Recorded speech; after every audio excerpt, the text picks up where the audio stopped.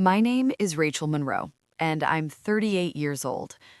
2 weeks ago, my husband disappeared for 48 hours. No warning, no text, no call. Not even a lazy running late message. Just gone. Friday night came and went. His side of the bed stayed cold. Saturday morning turned into Saturday night. Still nothing. By Sunday afternoon, the silence wasn't just quiet anymore, it was loud. It pressed against my chest, made my thoughts race, made every creak in the house sound like bad news. And then, Sunday evening, he walked through the front door like he'd just stepped out to grab coffee. Not rushed, not apologetic, not worried, just mildly annoyed to see me standing there.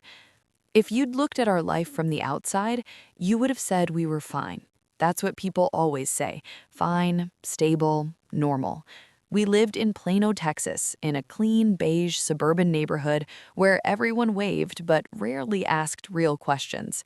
Married 9 years, two decent incomes, no kids yet, by mutual agreement, a house with a mortgage, and a future that looked predictable enough to feel safe. Predictable until it wasn't. When he finally came back, I asked the only question that made sense. Where were you? He sighed. Not the tired kind, the irritated kind. I needed space. That was it. No explanation, no acknowledgement that I'd spent 2 nights barely sleeping, replaying worst-case scenarios in my head. No concern for the fact that his phone had gone straight to voicemail for 2 straight days. Just, I needed space. At first, I didn't yell, I didn't cry, I didn't accuse him of anything. I just stood there, watching the man I married drop his keys on the counter and head toward the kitchen like nothing had happened. But something inside me shifted.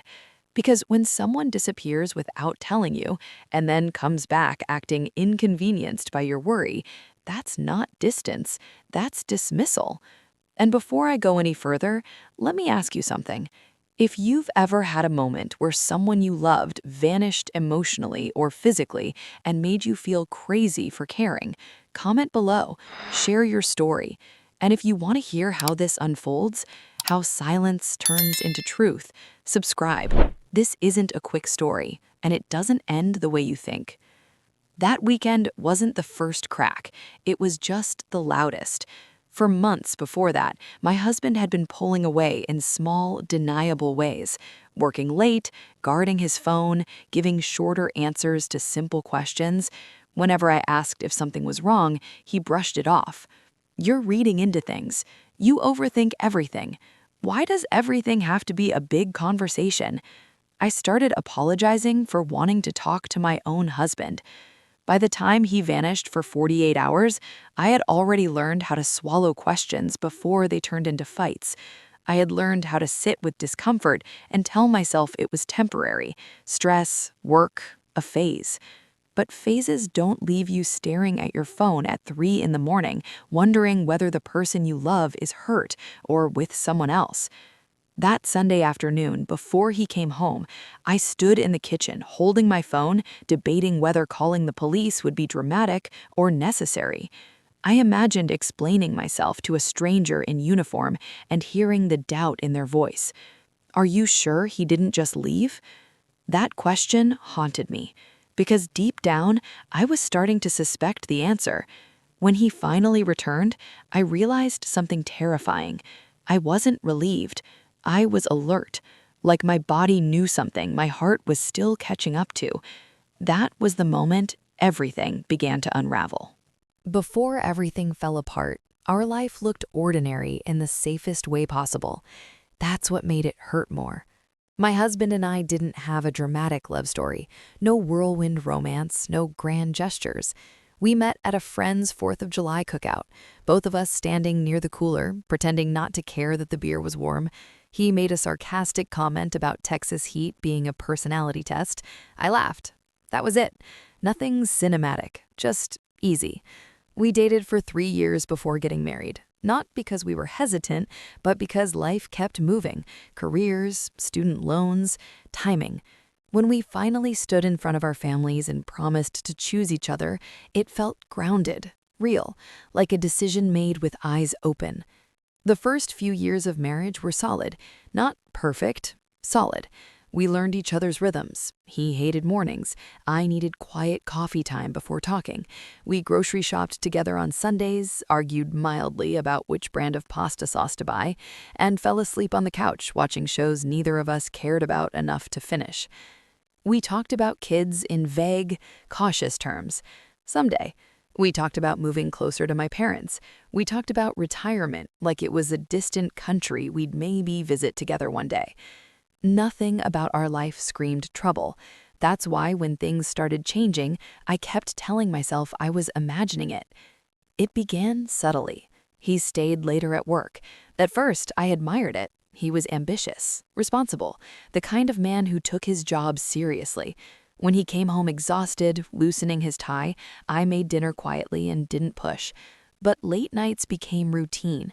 Then weekends disappeared. Then came the phone. His phone had always been just there, left on counters, tossed on the couch, forgotten. Suddenly, it never left his hand.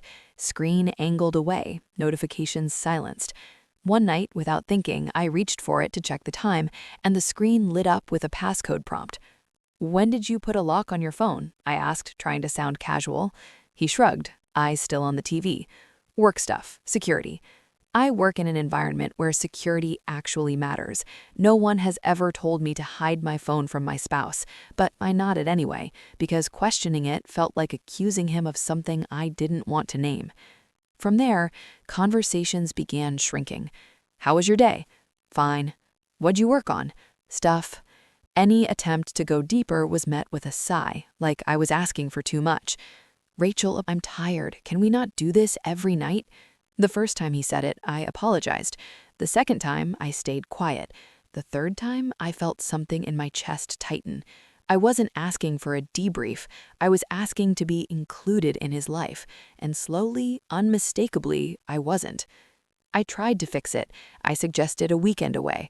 I suggested cooking together again. I suggested counseling. Not dramatically, not as a threat, just as an option. "We're fine," he said. "You're overthinking." That phrase became his favorite, overthinking, as if intuition was a flaw, as if noticing distance meant something was wrong with me, not us. When I mentioned counseling again, he laughed, not cruelly, worse, casually. "We don't need a stranger telling us how to talk." Then came the word he used for everything, space. Didn't want to eat dinner together? Space. Didn't want to explain why he came home after midnight smelling like cologne I didn't recognize? Space. He locked himself in the bathroom for an hour with the fan on and his phone? Space. I told myself 100 different stories to make it make sense. Maybe he was stressed. Maybe he was depressed. Maybe this was a phase and if I just stayed patient, it would pass. I wanted to believe we were still a team. That's the part no one tells you. The hardest part of betrayal isn't the moment you find out. It's the months you spend doubting yourself, trying to protect someone who's already pulling away. By the time he disappeared for those 48 hours, I had already learned how to sit with uncertainty. I had already learned how to silence the questions that kept me awake at night. But silence has a weight. And when he finally came back and dismissed my fear like it was an inconvenience, something broke. Not loudly, not dramatically, but deeply. Because love doesn't leave you wondering if your worry is a burden. And standing there, watching him move around the kitchen like nothing had happened, I realized how alone I had already been long before he ever walked out the door. Anger didn't arrive all at once. It crept in quietly, disguised as confusion, then hardened into something sharper every time my questions were met with contempt. The morning after he came back, I asked again, carefully this time, "Where did you stay?" He didn't even look at me. He poured coffee, stared out the window, and said, "I told you I needed space." Space. As if that word erased 48 hours of silence. As if it excused the way my stomach had twisted every time my phone buzzed with a notification that wasn't him. As if I hadn't imagined him hurt, stranded, dead, before I ever imagined him lying. "You didn't think to tell me?" I asked. At least let me know you were okay." He turned then, finally, and the look on his face wasn't guilt. It was annoyance. "You're making this into something it's not," he said. "I'm an adult. I don't need to check in every hour." Every hour. I hadn't asked for every hour. I had asked for one message, one acknowledgement that I wasn't crazy for worrying. But suddenly, I was the problem. The rest of that day passed in a strange tension. He acted normal, too normal. He took a shower, answered emails, watched TV. Meanwhile, I felt like I was standing on cracked ice, listening for the sound of it giving way. By evening, I couldn't hold it in anymore. "Are you seeing someone else?" I asked. The question hung in the air, heavy and fragile. He laughed, not loud, not cruel, just dismissive.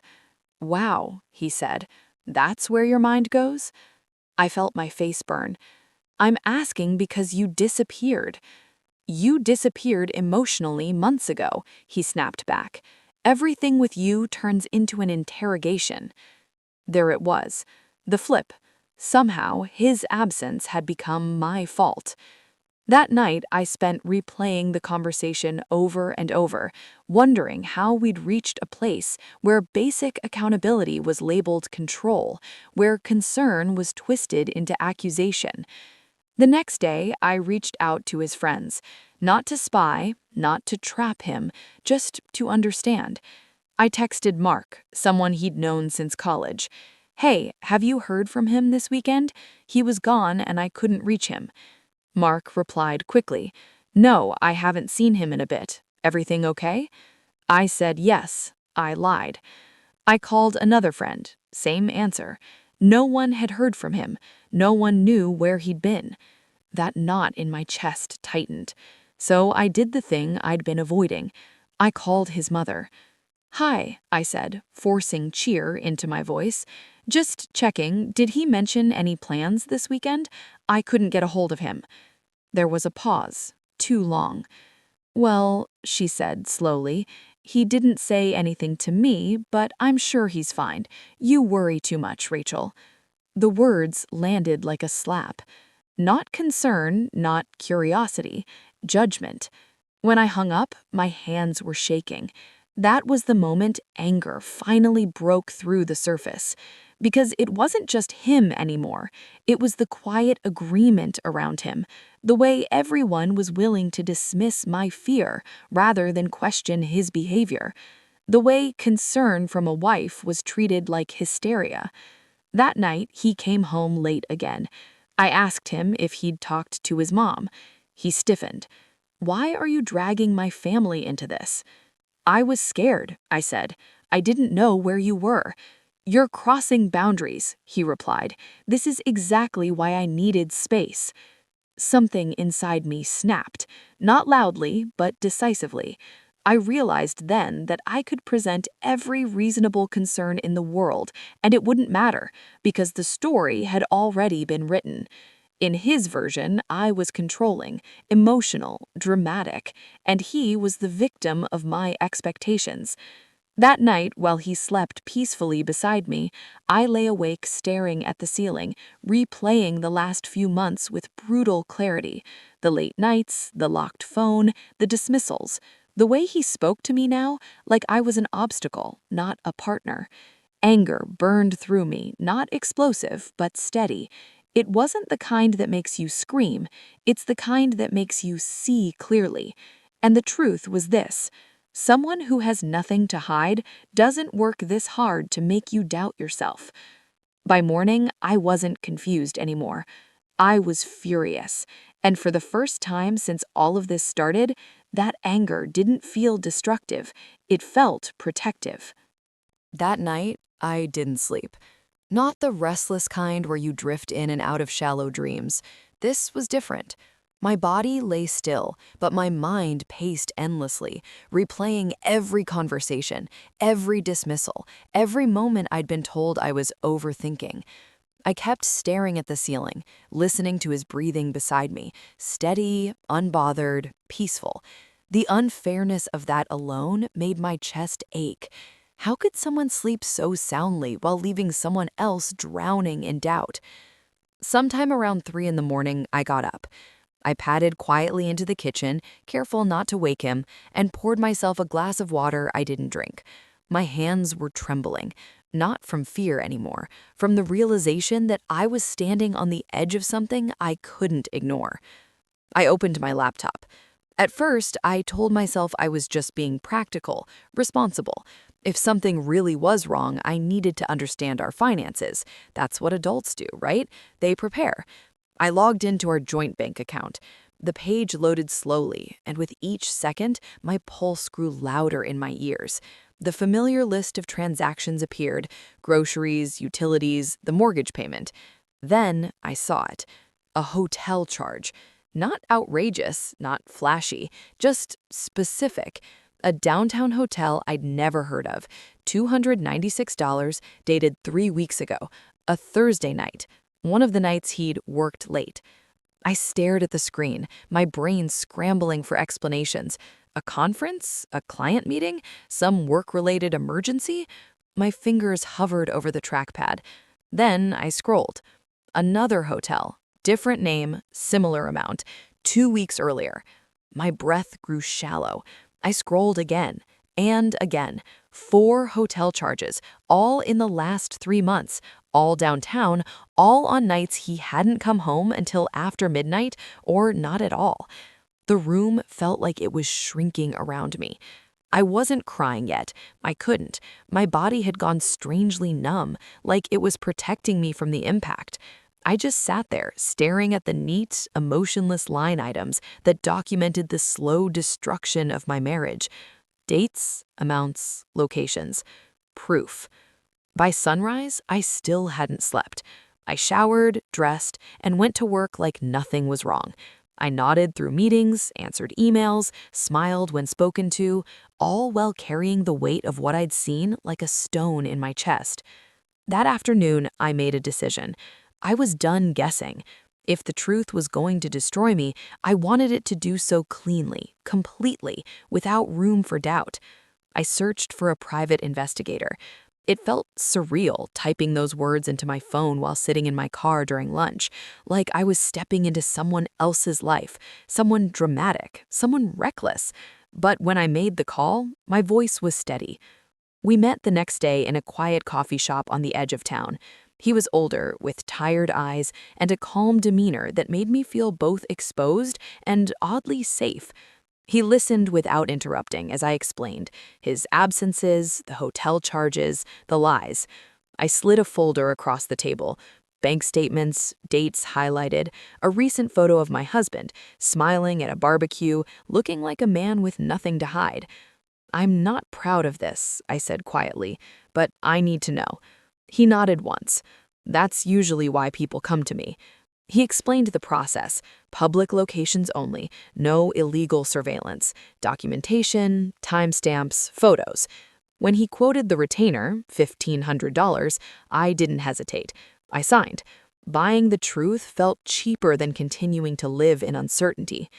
The waiting was the worst part. Every hour stretched. Every vibration of my phone made my heart jump. Meanwhile, my husband carried on as usual, distant, irritated, oblivious to the quiet storm gathering around him. On the third night, I couldn't take the bed anymore. I slept on the couch, wrapped in a blanket, staring at the dark ceiling while the house hummed softly around me. At 2:17 a.m., my phone buzzed. An email. The investigator. My hands shook so badly I almost dropped the phone. I opened it. The first line stole the air from my lungs. "He's surfaced." Below it was a link. I clicked. The first photo showed my husband stepping out of his car in a hotel parking lot, overnight bag over his shoulder, timestamped Friday afternoon. The second photo showed him walking through the lobby beside a woman. The third photo broke something inside me. He was kissing her. Not a polite greeting, not a misunderstanding, a deliberate, intimate kiss, the kind you don't give unless you've already crossed a line long before that moment. I kept scrolling. Breakfast together, leaving the hotel, returning, smiling, relaxed, happy. He didn't look conflicted or stressed or lost. He looked free. I don't remember how long I sat there staring at those images. Minutes, hours. Time lost its shape. At some point, tears came. Not loud, not dramatic, just a quiet, relentless stream as the last fragments of denial slipped away. This wasn't a mistake. This wasn't confusion. This was a second life. By the time morning light crept through the windows, something inside me had gone still. Not calm, not healed, just settled. The kind of stillness that comes after the truth has finally landed. I didn't scream. I didn't confront him right away. I just waited, because I knew now, without question, without doubt, that everything was about to change. The strangest part wasn't the photos. It was how calm I felt after. I expected rage, screaming, a breakdown so loud it would crack the walls. Instead, there was a quiet clarity, cold, steady, undeniable, like my body had been bracing for impact for months and finally stopped flinching. When my husband came home that evening, I was already sitting at the kitchen table. I didn't pace, I didn't rehearse, I didn't cry. He paused when he saw me, just for a second. Not fear, curiosity. "What's wrong?" he asked, irritation already creeping into his voice, like concern was an inconvenience. I took a breath. "Sit down." He frowned, but did it, leaning back in the chair like he was humoring me. I slid the folder across the table. "What's this?" he asked. "Open it."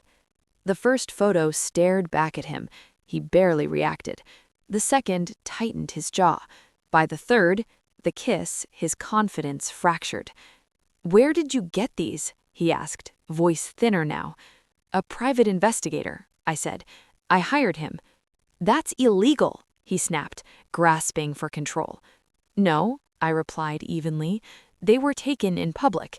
There's no expectation of privacy." He flipped through the pages faster now, breath shallow, fingers shaking. The story he'd been telling himself, telling me, was collapsing in real time.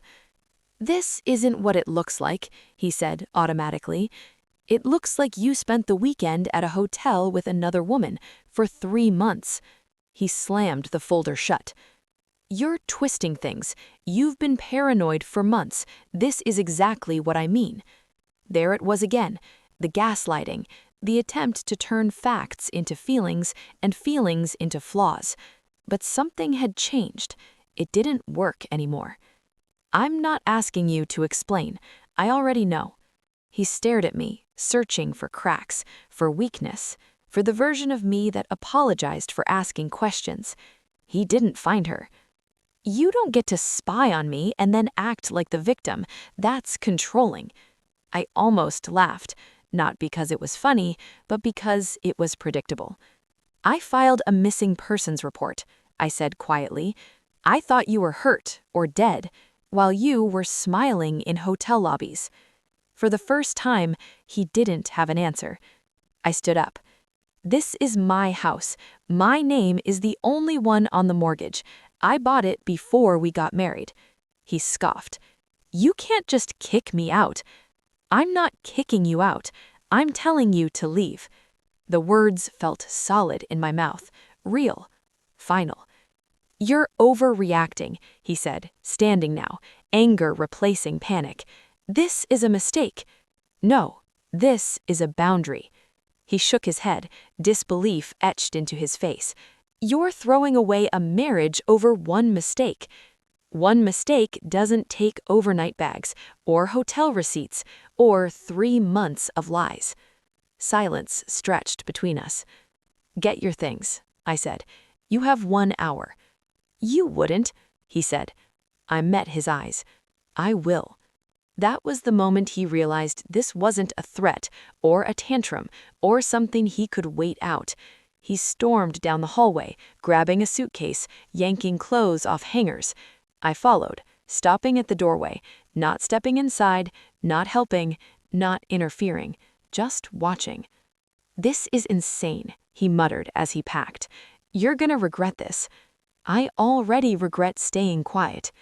He froze for a second, then continued packing, faster now, frantic, like speed might fix what control no longer could. When he wheeled the suitcase back into the living room, his voice softened. "This doesn't have to end like this. We can talk. We can try counseling." I shook my head. "I asked for that months ago. You said I was dramatic." "That was different. I was confused." "You were dishonest," I corrected. He searched my face one last time, for mercy, for doubt, for leverage. There was none. At the door, he paused. "You're heartless. Enjoy being alone." I looked past him, out at the quiet street. "I already was," I replied. When the door closed behind him, the house fell silent. Not empty, just honest. And for the first time in months, the silence didn't hurt. I thought the hardest part would be telling him to leave. I was wrong.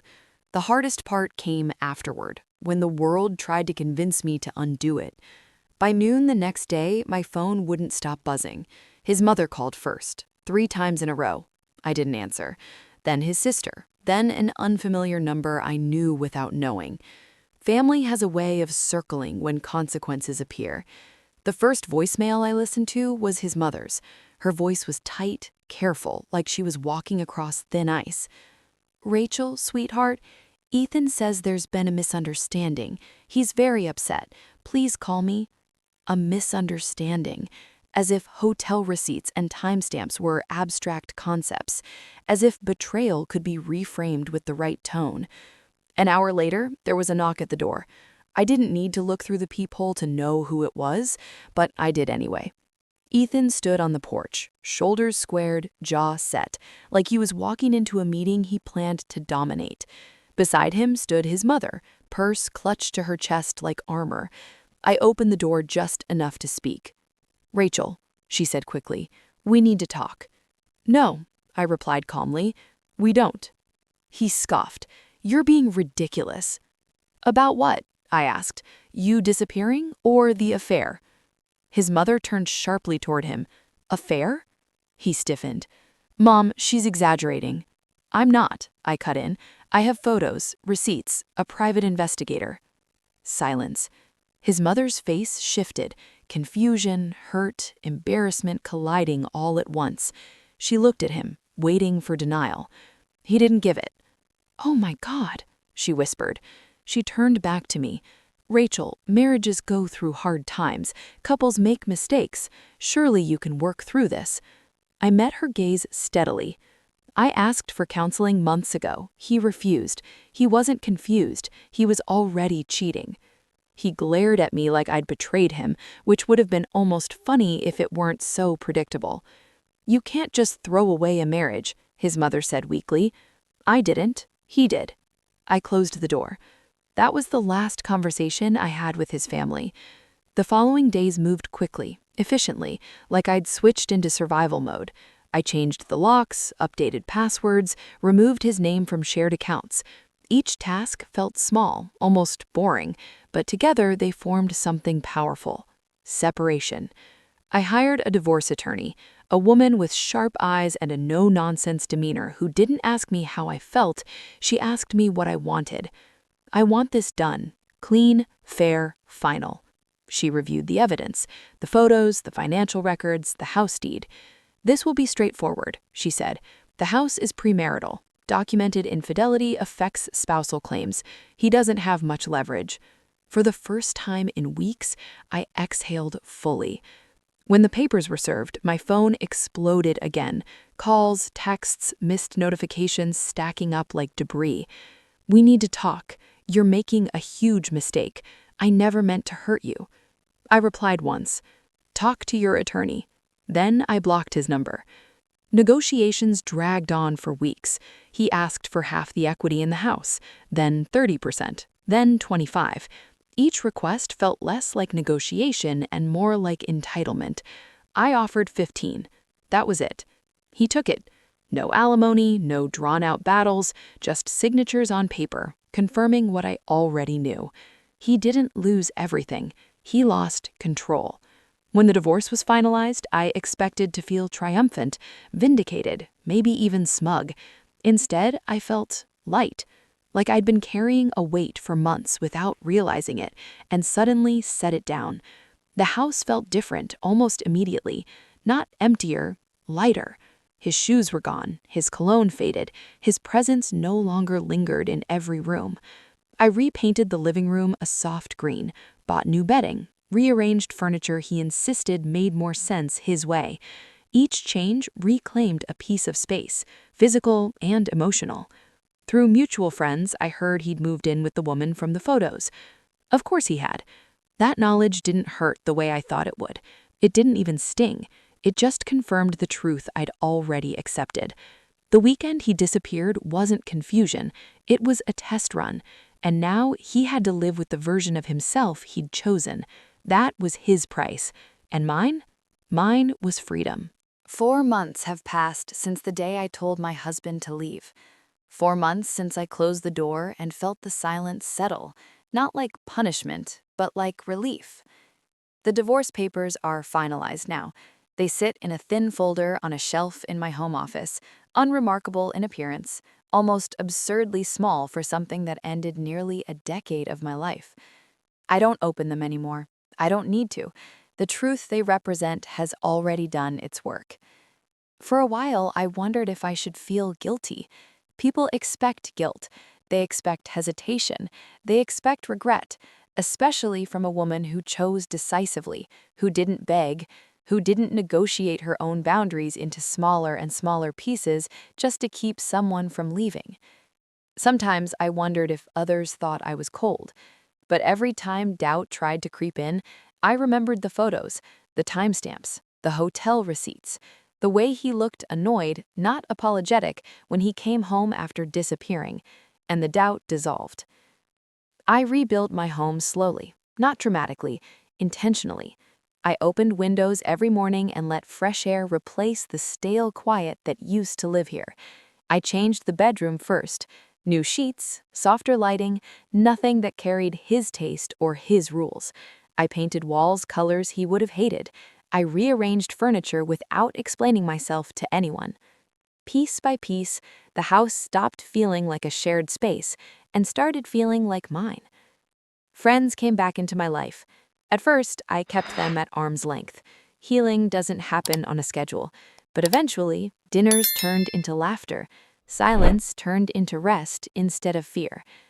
I started walking in the evenings again, reading before bed, sitting with my thoughts without bracing for the sound of a key in the door. One night, a friend asked me if I'd ever date again. I didn't have an answer, and for the first time, I didn't feel pressured to find one.